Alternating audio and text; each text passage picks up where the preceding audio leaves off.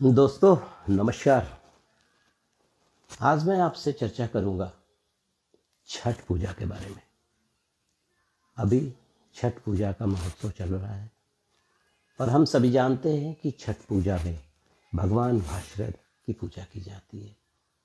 लेकिन कभी आपने सोचा है कि छठ पूजा की जो इतनी महात्म है, ये सिर्फ एक धार्मिक अनुष्ठान नहीं है, इसका वैज्ञानिक और औषधीय महत्व भी है। क्योंकि देखिए, बहुत सारी चर्चाएं मैं कर चुका हूँ छठ पूजा पर, हमारे 2 वीडियो भी है।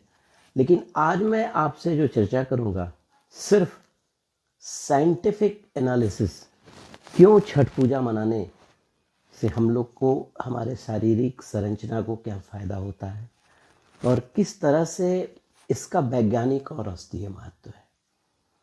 क्योंकि देखिए, कहते हैं ना, छठ पूजा में जो व्रती होते हैं वो 36 घंटे का निर्जला उपवास करते हैं और ये बहुत श्रद्धा और भक्ति भाव से पूरे भारतवर्ष क्या, पूरे विदेशों में जहाँ भी हमारे भारतीय फैले हैं वहाँ पर ये बड़े संयम और बहुत धार्मिक तरीके से मनाते हैं। तो आइए चर्चा करते हैं कि देखिए, जो भी व्रती जो 36 घंटे का निर्जला उपवास करते हैं, तो आप जान रहे होंगे कि व्रत करने से हमारे शारीरिक और मानसिक रूप से हमारा शरीर तैयार होता है। छठ पूजा के दौरान जो भी सामग्री इस्तेमाल की जाती है वो शरद ऋतु के अनुसार होती है सबसे पहले।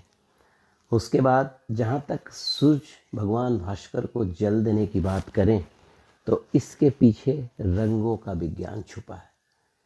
क्योंकि आप हमारे अगर चक्रों का अध्ययन करें तो जो हमारे जो चक्र होते हैं 7, सहस्त्राचार, अजना, विशुद्धा, अनाहत, मणिपुर, स्वाधिष्ठान, मूलाधार, ये सब के अपने अपने रंग हैं। जिसमें जो हमारा सहस्त्राचार हो गया उसका गहरा बैंगनी रंग है। उसके बाद चमकता गहरा नीला रंग है अजना, जो हमारा चक्र होता है। विशुद्धा का आसमानी नीला रंग है और जो अनाहत है उसका चमकता हरा रंग है और मणिपुर का पीला रंग है और स्वाधिष्ठान का नारंगी रूप रंग है और मूलाधार का लाल रंग है। और अगर इंग्लिश में अगर बायोलॉजिकली हम लोग देखें तो आप सहस्त्राचार को हमारे पीनियल ग्लैंड से जोड़ सकते हैं और ये जो पीनियल ग्लैंड है हमारे शरीर का ऊपरी दिमाग और दाहिने आँख को रिप्रेजेंट करता है। उसके अलावा पिट्यूटरी और हाइपोथैलेमस ग्लैंड से जुड़ा रहता है नर्वस सिस्टम, ये हमारे अजना जो चक्र हैं वो रिप्रेजेंट करता है।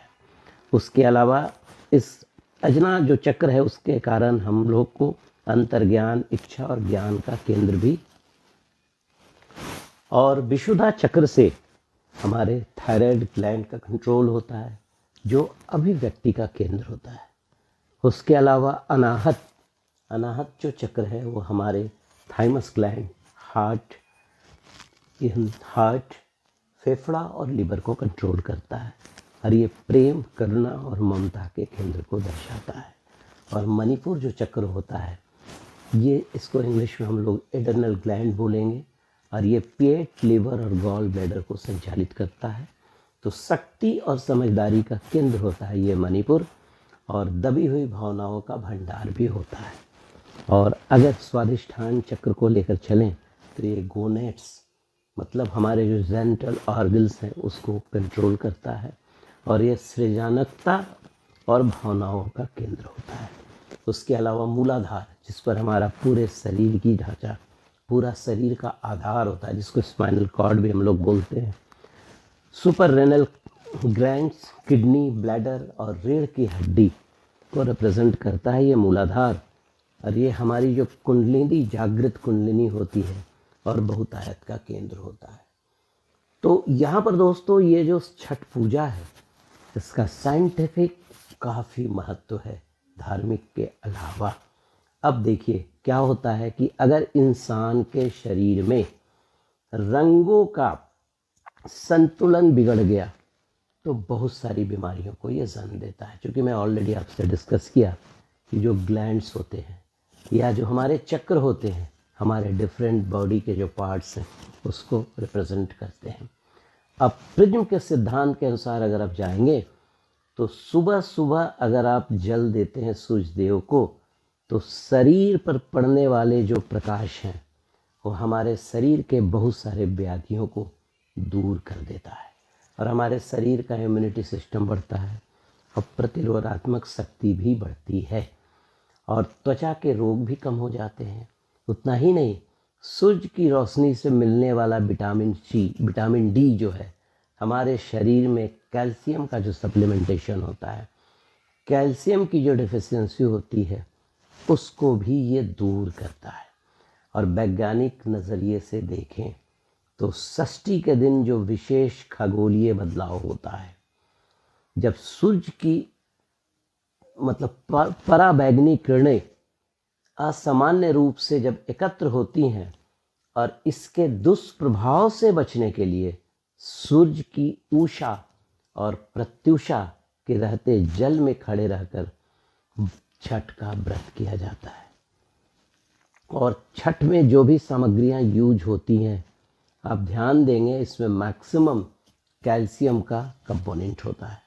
जैसे चतुर्थी को हम लोग कद्दू भात जिसको बोलते हैं, लौकी और भात का सेवन करना शरीर के लिए व्रत के अनुकूल तैयार करने की प्रक्रिया का एक अहम हिस्सा है। उसके अलावा पंचमी को निर्जला व्रत के बाद गन्ने का रस और गुड़ से बनी खीर व्रत के बाद पर्याप्त ग्लूकोज की मात्रा सृजित करती है। तो अगर आप जो 36 घंटे निर्जला उपवास करती है, यहाँ पर आपका सब कुछ बैलेंस रहता है। और छठ में बनाए जाने वाले जो हमारे पदार्थ होते हैं, अधिकतर पदार्थ कैल्शियम की भारी मात्रा मौजूद होती है। तो भूखे रहने के दौरान या उपवास रहने के दौरान मानव शरीर में जो नेचुरल कैल्शियम का जो ज़्यादा कंजम्पशन होता है, उपयोग होता है, और प्रकृति में सबसे ज़्यादा विटामिन डी सूर्योदय और सूर्यास्त के समय होता है और अर्ध का समय भी यही होता है। और हम लोग जो व्रती होती हैं वो अदरक और गुड़ खाकर पर्व को समाप्त करती हैं। तो साइंस के अनुसार उपवास के बाद भारी भोजन करना भी हानिकारक है। तो आइए अब थोड़ा सा ज्योतिष पर भी चर्चा कर लेता हूँ। हम लोग पूरे छठ व्रत के दौरान बहुत श्रद्धा से भगवान भास्कर की आराधना करते हैं। और भगवान भास्कर, जिनको सूर्य भी बोलते हैं, जो हमारे 9 ग्रह होते हैं, सभी ग्रहों के राजा कहे जाते हैं। और अगर आपके जन्मपत्री में सूर्य मजबूत हैं तो आपको किसी भी तरह के रोग प्रतिरोग का सामना नहीं करना पड़ेगा। आप ध्यान दीजिएगा, इस चीज़ का आप केस स्टडी भी करेंगे। जिनका भी जन्म 14 अप्रैल से 14 मई के बीच में होता है वो बीमार बहुत ही कम पड़ते हैं। कारण उस समय सूर्य अपनी स्थिति में होते हैं, उच्च में होते हैं, मेष राशि के सूर्य होते हैं खगोलीय विज्ञान के अनुसार। तो दोस्तों, ये था एक मेरा छोटा सा प्रयास कि ये जो छठ पर्व जो हम लोग मनाते हैं इसका क्या है वैज्ञानिक महत्व। अगर आपको मेरा वीडियो पसंद आया हो तो लाइक करेंगे, सब्सक्राइब भी करेंगे। मेरे बहुत सारे वीडियोस हमारे YouTube के चैनल्स पे हैं, अगर आपको अच्छा लगा तो लाइक करेंगे। और छठ पूजा की बहुत बहुत हार्दिक शुभकामनाओं के साथ नमस्कार। मैं अमरेंद्र, धन्यवाद।